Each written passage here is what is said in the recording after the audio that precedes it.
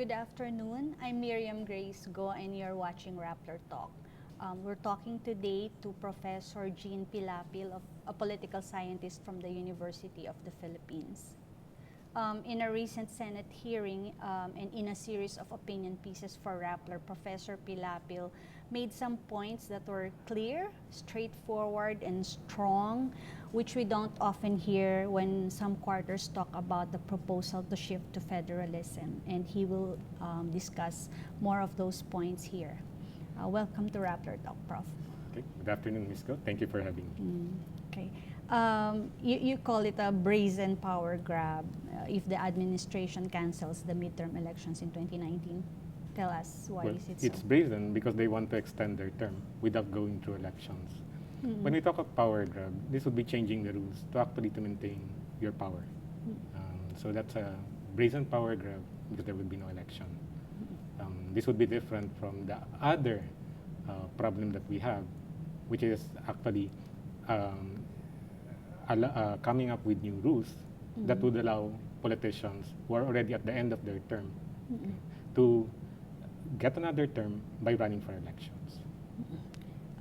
Is it any better when they say let's just piggyback the plebiscite for a new constitution or the election of constitutional convention members on the midterm elections? Well, and that would be terrible because the Constitution is the most important document of the country, and it should be a separate electoral exercise, and not simply piggyback either the elections or some other issue. We need to. It's already terrible that we do not have all this is being rushed, but we need, if it has to be a plebiscite, then it must be a standalone. We have always done this under the 87 Constitution, for example, the 35. These were not piggyback with other issues. The issues are so fundamental that they demand the full attention of this country. Is there a number of like years or a certain period when we can say we have discussed this enough with the voters? I mean, we've really gone around the country and explained all the points that they need to understand when you're talking of a plebiscite for changing the Constitution? That's an interesting question and a difficult one, because how do you say that people have already matured in understanding the issues? But we could use the most recent survey on the knowledge of Filipinos about the Constitution. That was August 2016. And This that's is the one by Pulse Pulse Asia. And 73% that they have little or no knowledge of the Constitution. Those who said otherwise, the other 27, we're not sure how accurate they are in terms of understanding the issues of their knowledge of the Constitution. With 73%, I don't think that could be bridged. The knowledge of the Constitution could be bridged in a matter of a few months or even a few years. Yeah. Or but you're not totally shooting down the idea of amending revising the Constitution or shifting to federalism. You're just saying let's not rush it. A Constitution, although it's a fundamental document, and in terms of institutional design, the framers ensured that there will be supermajorities before it is changed. It is not an eternal document. It must be able to adjust to the conditions, changing conditions. Since the Constitution was approved 1987, it's now 2018. It has never been revised, largely because of the 3/4 vote that we need to change that Which Constitution. you say is the highest or one of the One of highest in the world? Okay, one of the highest in terms of 3/4 of all members. Although we have a problem whether voting jointly or separately. In terms of the text, it is clear that is going to be voting separately.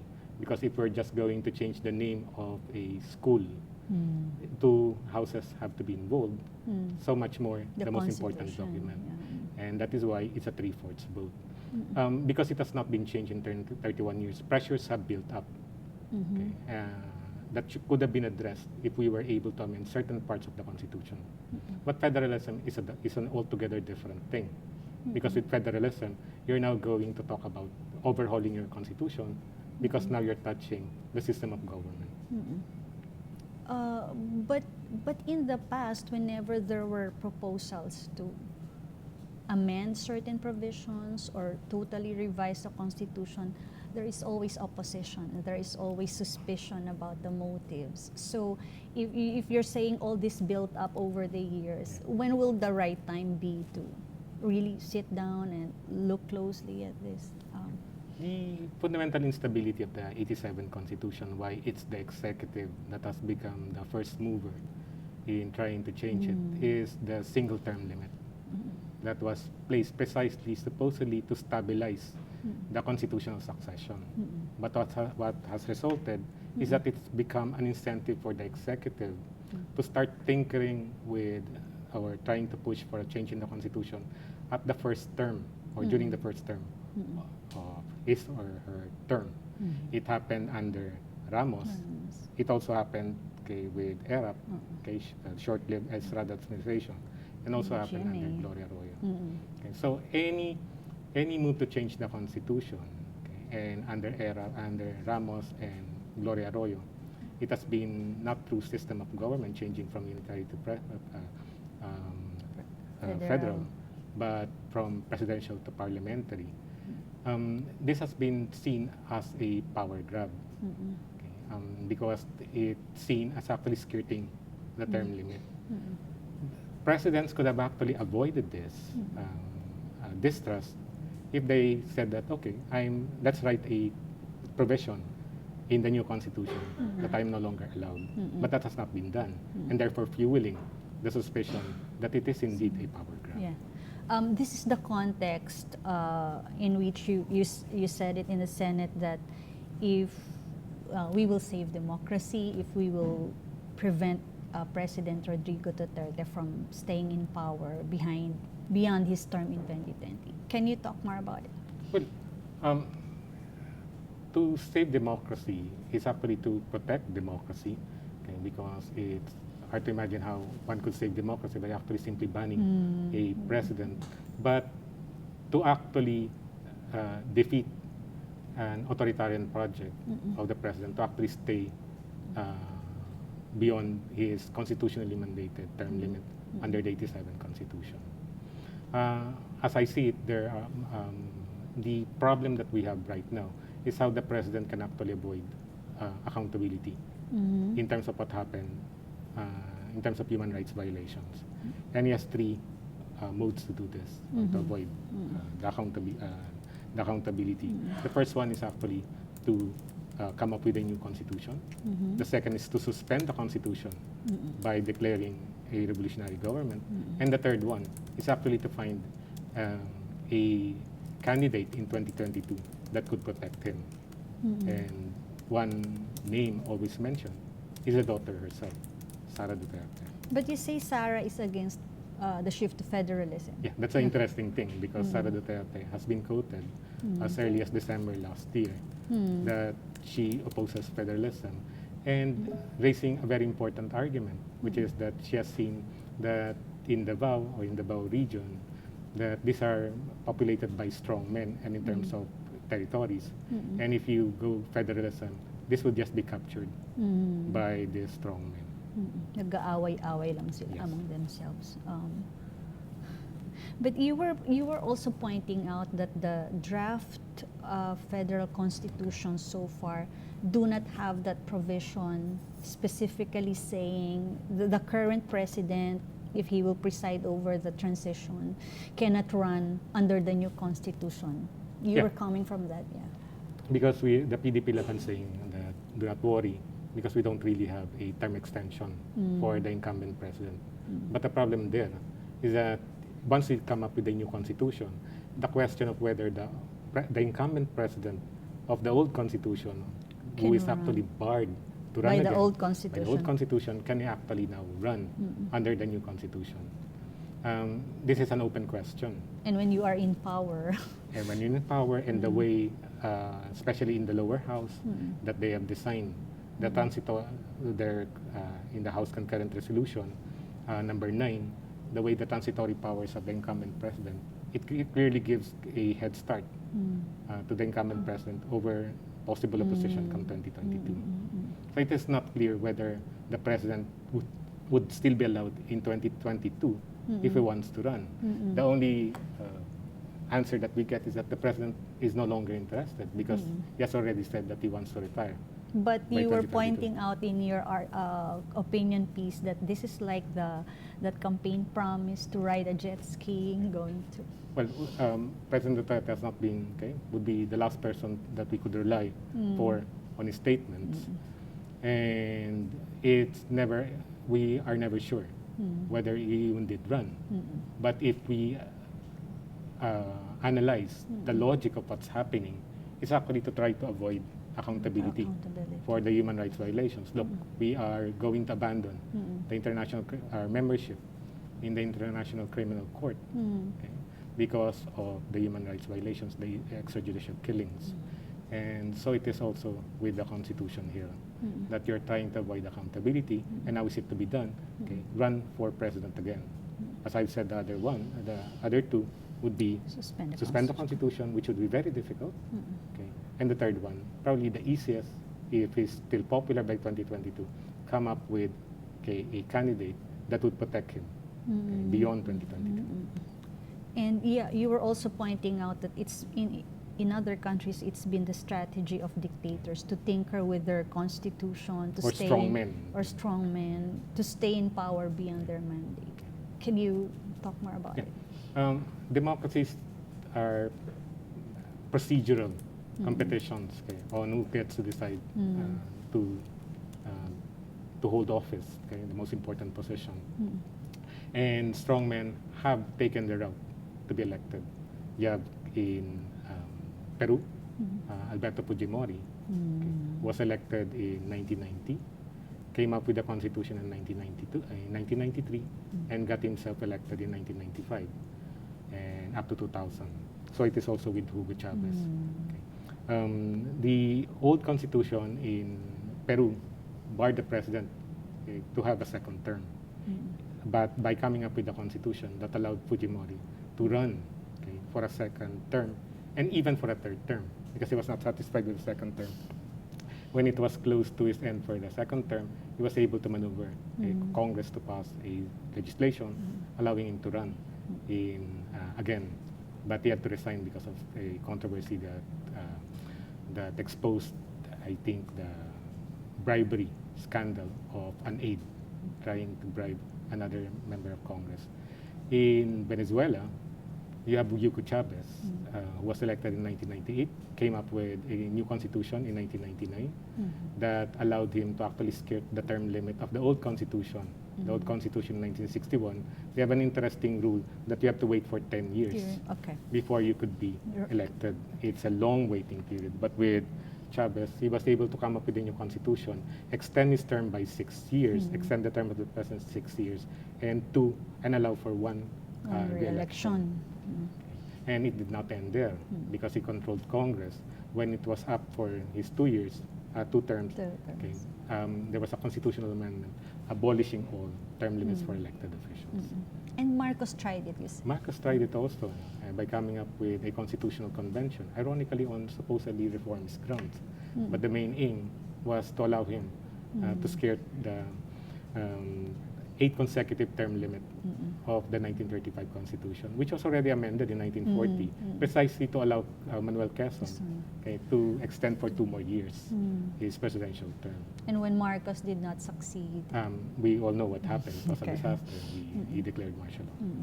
But we always say this, during Ramos's time when they proposed charter change, he was criticized because he was proposing it towards the end of his term. And then we're still criticizing it during Duterte's time when even as early as the campaign period, he's been talking about, I want a shift to federalism, I want to revise the Constitution. What are the red flags that are common in all these proposals that, like, at any given time during a term, we're still nervous, we're still, worried about? I think the Duterte camp learned the lesson of the Ramos camp. Campaign. When the Ramos camp actually started okay, its serious campaign for charter change quite late in his term, I think, after the mid okay, part of his term. Okay, and in the case of Ramos, it was a people's initiative because it was parliamentary. The design of the parliamentary form that they wanted was unicameral. And of course, the Senate would never commit institutional harakiri. So they didn't even go the Senate route, but actually to the people's initiative. With Duterte, it's a lot more interesting because although he talks about parliamentarism during the start of the campaign, it was one of his campaign platforms. Federalism was already there. Okay. And in the context of federalism, it was more dynamic because it talked about constitutional convention. It was still already it was still early in the campaign. He was already campaigning for federalism and constitutional convention. But in terms of red flag, what was supposedly a dynamic constitutional promise of changing regional and leading to regional empowerment and having the people participate in rewriting the constitution, and people were excited, became by the time of his persona, after his persona, the resolutions being passed for changing the constitution, the mode was already constituent assembly. It has immediately become conservative. Whereas at the start of Congress, the first resolution calling for a charter change was from the then incoming House Speaker, Alvarez, was calling for constitutional convention on democratic grounds, on democratic principles. But by the time the persona, it was something else. Okay? Gloria Arroyo would be the first to file a resolution calling for a constituent assembly. They now want to make it, to control the process. And it will be interesting what for. Okay? And you now have that really flimsy argument wherein a constituent assembly would be far cheaper than a constitutional convention. They always say that. Every admin, they say that. It's cheaper. But the difference with Duterte is that before they celebrated the constitutional convention, and people were in fact excited because they would be part of this, and it would be broader. With the calculation that with constituent assembly it's just 200 million. With constitutional convention, we're going to spend 11 billion.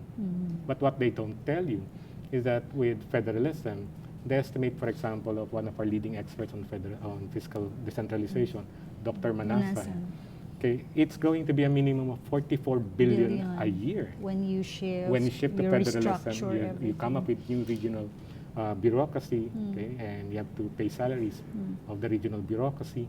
It's 44 billion a year to a high of 72 billion a year. So constitutional convention at 11, but then as a one-time, it's not that important. It's very important.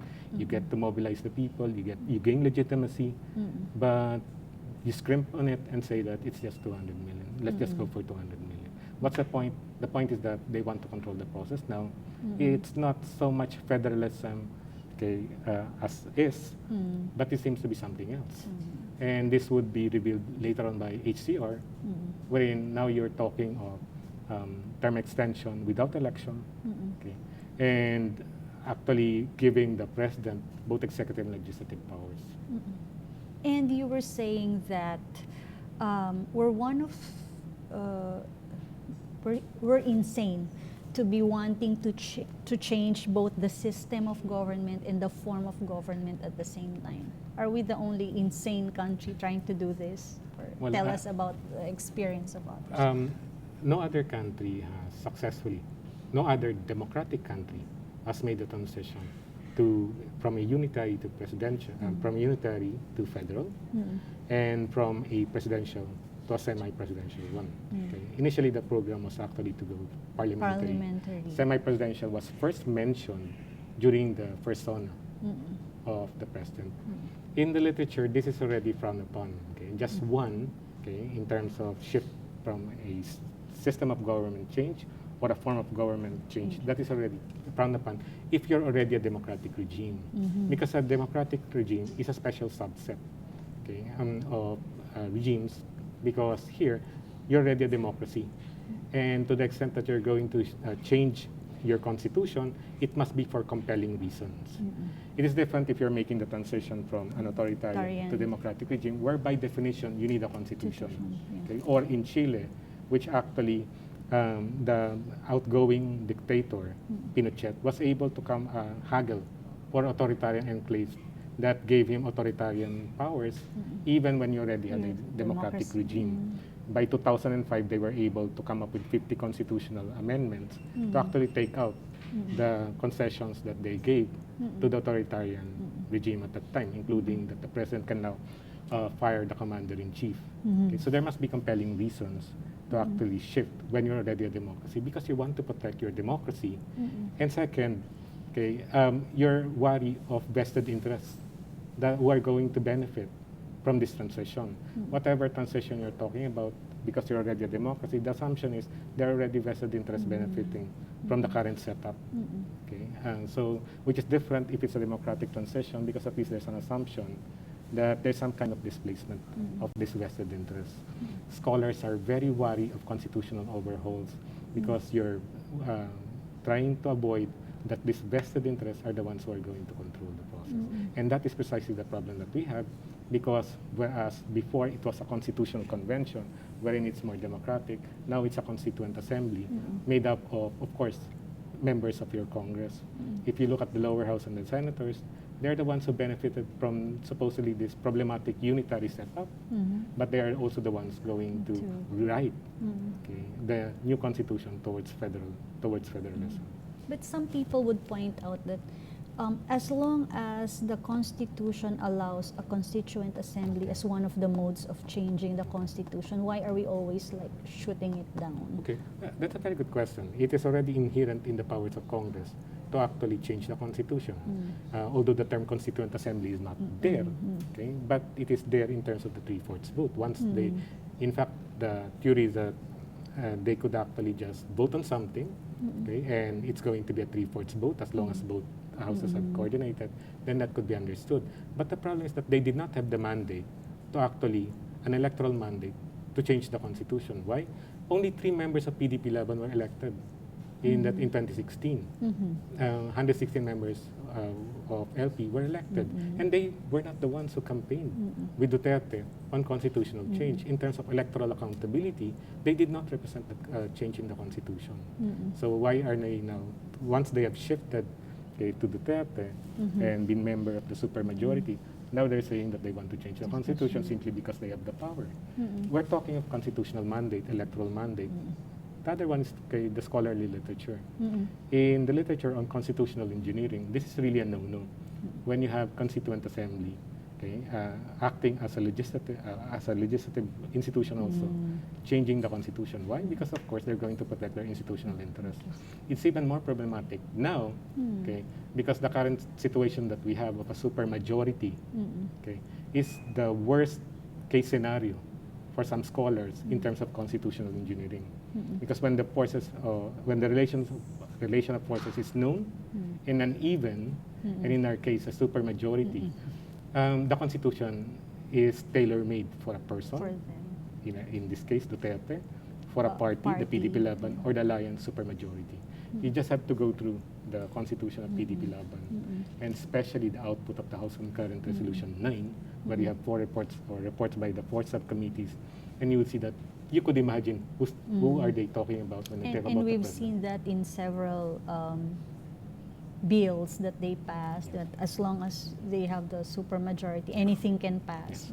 Damn the opposition. Although it only happens in the lower house, the Senate is a different story. True. Because with the Senate, they have their own mindset. They have a national mandate to also protect. Okay. So do you agree that instead of shifting to federalism, we should just expand the local autonomy that we already have in place? Yeah. To begin with, the one problem of this federalism campaign is actually a problem of definition. Okay, But they always say, kasi it's federalism, more powers to the regions, Yeah. to the provinces. I have attended a number of lectures. I have also listened to advocates of federalism in this country. One problem that we have is that we don't have a good definition of what federalism is. Federalism is frequently described in terms of its effects. Like it's going to give more power to the region. It's going to empower the people, improve democracy because the governance would be at the local level. The key thing here is to understand what federalism is. Okay? And federalism is actually not that different from unitary system in terms of level of centralization.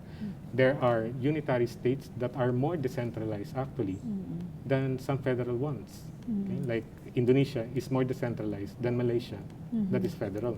Okay? And some would argue that the Philippines is actually more decentralized than Malaysia. Why is this so?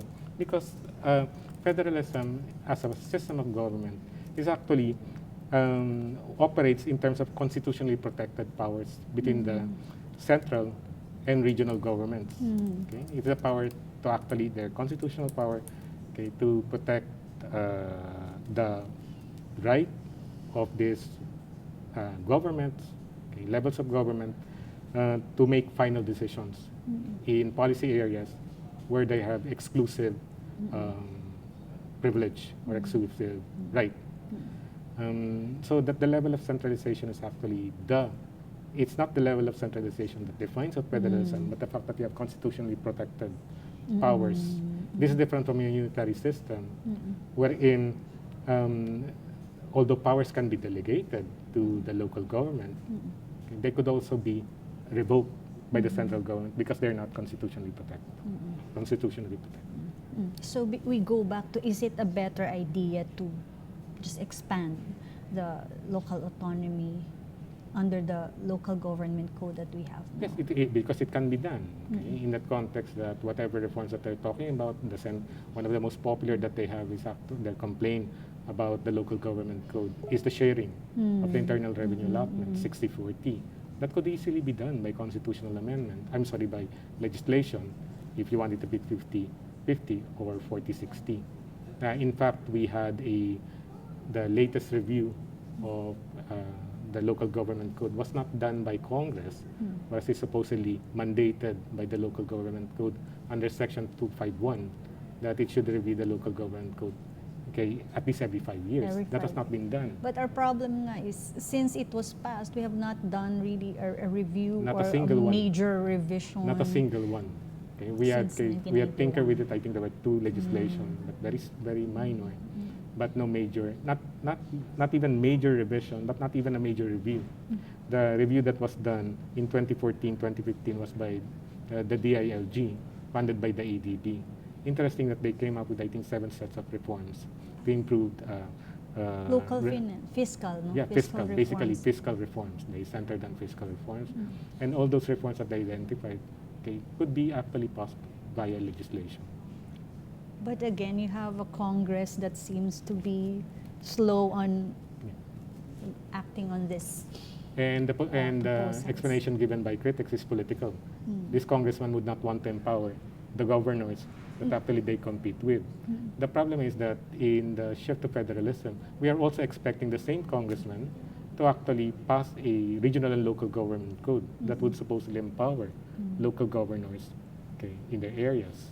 So this is a contradiction. If, for example, you could not even improve, or you could not expect Congress to revise the local government code, what makes you think that they're going to pass a regional and local government code once we make the transition to federalism? Do you think the Filipino voters fully grasp the idea of federalism as it's being proposed by the administration? Or to begin with, do we even have an appreciation of the local autonomy that we were supposed to improve under the proposal? I'm not familiar with any survey on the knowledge of federalism by the public, but I'm familiar with the survey of Pulse Asia in terms of the little or no knowledge that they have on the Constitution. 73% said that they have little or no knowledge. Okay. In UP, when I lecture, lectures on federalism are popular, largely because people would want to attend because they have no idea what federalism is. Even when I go out to lecture, I have lectured in front of church people and also schools. People come in because they really have no idea. And these are already your supposedly people in the academe that are exposed to ideas. More so, if you listen to the advocates of federalism, I've listened to trainers, I also watch videos on YouTube, I read their articles, and you would actually find it problematic and you worry that people seem not to understand what federalism is. You're saying even the proponents, the one doing these public consultations, Even the ones doing the even the proponents. Okay? what exactly is wrong with how they're introducing the concept? It's really more the effect that federalism will actually redound or create benefits for the people, etc., etc. If you're going to analyze the PDP Laban Constitution, Draft, yeah. as well as the articles released by the PDP Laban, even the study group, their understanding of federalism is problematic. They would say that because we're holding together federalism, we're not willing to share, it's not going to be a shared sovereignty. That sovereignty only resides with the federal government. That's going to be problematic because federalism is always shared sovereignty. And it's also a problematic understanding of holding together federalism because even with holding together federalism, it is still shared sovereignty. The one who actually originated the term holding together federalism, an American scholar, political scientist, pro-federal scholar, Alfred Stepan, actually includes Belgium and India as his examples of holding together. So no way could they be understood as not sharing sovereignty. Besides, once you define sovereignty as only residing in federalism, then by definition, it is a unitary system of government.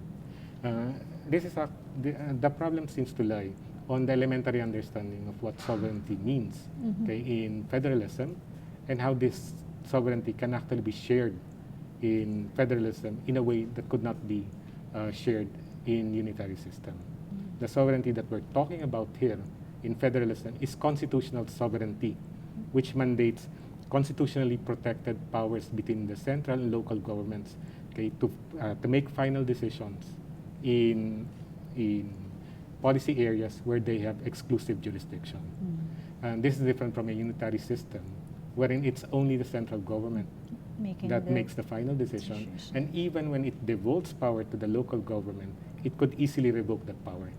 And that is the only real cutting edge or difference between a federal government and a unitary government, these constitutionally protected powers. That is why, as I said earlier, it's not the level of centralization and decentralization that defines federalism, but it is the constitutionally protected power. You could find unitary systems that are more decentralized than federal systems. What's the implication here? You don't really have to shift to federalism to become more decentralized. And our country is a good example. And then second, it undermines the argument of federal advocates here who keep on saying that federalism is the next logical step to decentralization. They say that.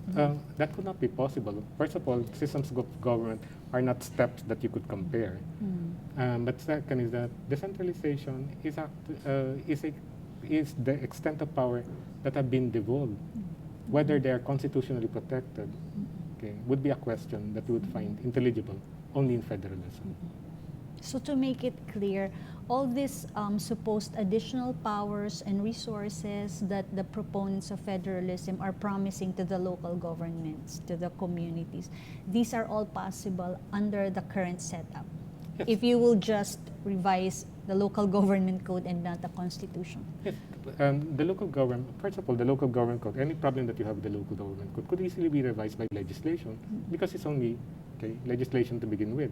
And then second, Article 10 of the 87 Constitution actually has a very flexible approach on decentralization. One, it even actually constitutionally mandates that we have decentralization. And from Section 15 to Section 21, you have asymmetric decentralization for these autonomous regions. So problems that you have in terms of revenue assignment, expenditure assignment, intergovernmental transfer, and subnational borrowings can be addressed through legislation. And scholars have already pointed this out.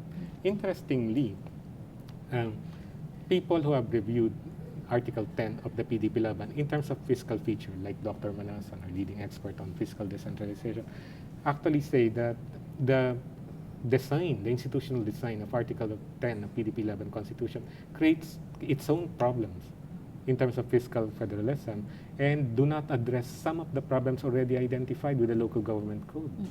Anytime that you try to reform, the problem that you have is that you might be introducing new problems such that you are over-reforming instead of over reform. instead of addressing the reforms that you should be addressing with the current setup that you have. Yeah, you pointed out in your article that at least when you have piecemeal legislations, when something goes wrong, you can go back to the old setup. Unlike when you totally change the You system. shift to a new constitution, Okay, you have- especially for federalism, because federalism tends to, there's a concept in federalism which is constitutional entrenchment, because you have created constitutionally protected Protected, constituent governments. If you're going to change the federal character, then you also must get their consensus.